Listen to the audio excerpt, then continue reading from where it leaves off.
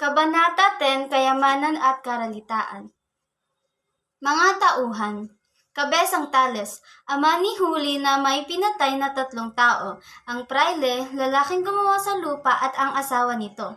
Simon, tagapayo ng general at mga alahas, pumunta sa tahanan ni Kabesang Tales upang ibenta ang kanyang mga alahas.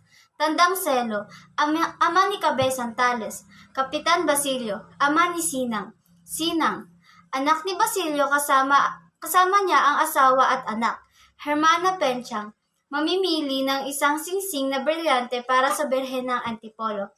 Tagpuan, bahay ni Kabesang Tales, ito'y nasa pagitan ng San Diego at Tiyan. Maikling buod. Tumuloy si Simon sa tahanan ni Kabesang Tales na may dalang pagkain at iba pang kailangan at 2 maleta ng mga alahas. Ipinagmalaki ni Simon ang kanyang revolver kay Kabesang Tales.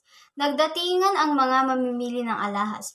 Si Kapitan Basilio ang anak ni Sinang at asawa nito. Si Hermana Penchang na mamimili ng isang singsing na brilyante para sa Birhen ng Antipolo.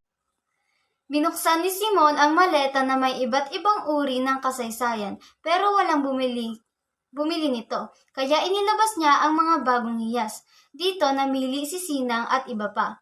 Tinanong ni Kabesang Tales kung maipabibili. Iminungkahi ni Sinang ang kwintas. Tinawaran agad ni Simon nang makilala iyon nga ang kwintas ng kasintahang nagmongha. 500 piso o ipagpalit sa alinmang hiyas na maibigan niya. Nag-isip si Kabesang Tales. Ani naman ning Hermana Penchang ay di dapat ipagbili iyon dahil minabuti pa ni Huli na paalila kaysa ipagbili iyon. Isinangguni muna raw ni Kabesang Tales sa anak ang bagay na iyon.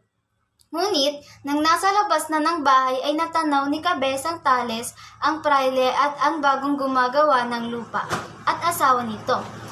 Nagtawanan pa iyon nang makita si Kabesang Tales. Kinabukasan, wala si Kabesang Tales, gayon din ang revolver ng mag-aalahas at naroroon ay isang sulat at kwintas ni Maria Clara. Humingi ng paumanhin si Kabesang Tales sa pagkakakuha ng baril na kailangan daw niya sa pagsabi niya sa mga tulisan. Ipinagbili na ni Simon na mag-ingat sa lakad sapagkat pag nahulog ang mga alahas sa kamay ng tulisan ay mapapahamak. Dinakip ng mga gwardiya sibil si Tandang Selo. Natutuwa si Simon. 3 ang pinatay ni Kabesang Tales ng gabing iyon.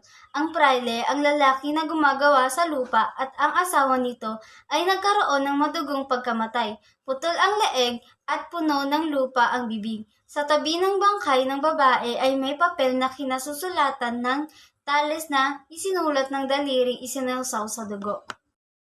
Madaling matutokso ang tao na gumawa ng masama upang makuha ang nais niya sa buhay.